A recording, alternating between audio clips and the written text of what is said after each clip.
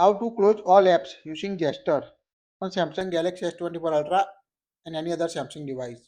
If you ever use a full screen gesture, you can see the bottom at the below. Just swipe up and hold to view the recent application on your device. This is the all background running apps or all application. To close it, close simple swipe up to close the individual app on your device. Just swipe up to close app.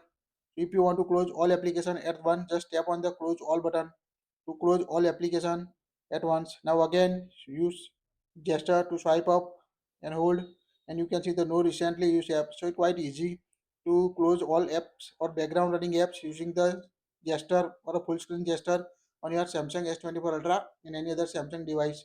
If you use three button navigation, just go to settings, tap on a display, scroll down. Here you can find the navigation bar option. Tap on it. Now select the buttons option. In button, when you open here, you can see the recent application. Just tap on it to show the recent application and tap on a close all. So you can easily close all apps using the navigation bar button or a gesture on your Samsung devices. That's it. If you like it, share it.